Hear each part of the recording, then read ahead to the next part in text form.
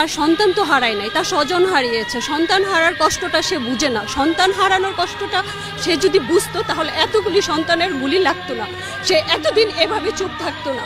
কারণ সন্তান যেভাবে আমরা লালন পালন করি, এত বছর পর্যন্ত তৈরি করি, এই সন্তানদেরকে এত অবজ্ঞা, এত অবহেলা, এটা আমাদের খুবই কষ্ট দেয়। একটা ব্যান থেকে একটা বাচ্চাকে এভাবে টেনে হিঁচড়ে ফেলে আমরা কুকুর বিড়ালকেও এইভাবে ফেলি না। সে একটা সন্তানকে কেন, সন্তানকে আমাদের এতই নিকৃষ্ট বা এতই, আমি এই সন্তানের কষ্ট, এটা আমার সবচেয়ে বেশি ব্যথা দেয়। আমি এটা নিতে পারি না যখন ব্যান থেকে এমনভাবে টেনে হিঁচড়ে ফেলে দেয়, তার গোপনাঙ্গ দেখা যায়। এটা কত কষ্টের, কত অপমানজনক, এটা খুবই লজ্জার। এটা আমি আমার প্রচন্ড, এটা বুলেট আঘাতের থেকে এটা বেশি আমার গায়ে লাগে। এটা আমি নিতে পারি না, কারণ আমার 3টা সন্তান আছে। আমি এই 3টা সন্তানকে কত কষ্ট করে বড় করেছি সেটা আমি জানি, আর আমার আল্লাহ জানে। আমার হাজবেন্ড দেশের বাইরে থাকে, সে 20 বছরের ওপরে থাকে।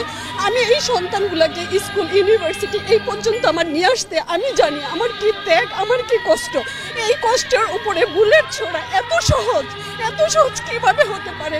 কারণ সে বারবার বলে তার স্বজন হারিয়েছে, তার সন্তান হারায় নাই। সন্তান হারানোর কষ্টের সাথে দুনিয়ার কোনো কষ্ট মিলবে না। আমরা বাবা মা মারা গেলে মেনে নিতে পারি, আমরা আশা করি আমরা একদিন মারা যাবো, আমার সন্তান সামনে থাকবে। সেই সন্তানই যদি না থাকে, আমি বাসায় কিভাবে থাকি? আমরা খেতে পারি না, ঘুমাইতে পারি না, রান্না করতে পারি না, আমাদের কোনো কাজ ওঠে না। কালকে সারাটা রাত ঘুমাইতে পারি না। 11 নম্বর সেক্টরে যে অবস্থা, কারণ এই স্কুল থেকে আমার বাচ্চা বের হয়েছে, মাইল এসেছে, তাদেরই কত সহপাঠীগুলি মারা যাচ্ছে। আমার মেয়ে দেশের বাইরে থেকে সে প্রচন্ড কষ্ট পাচ্ছে যে আম্মু এটা কিভাবে শেষ করা যায়। কারণ আমার সন্তানটা, আমার ছেলেটা যখন বের হয় বা আমি টেনশনে থাকি, আমার বাসায় কি পুলিশ আসবে?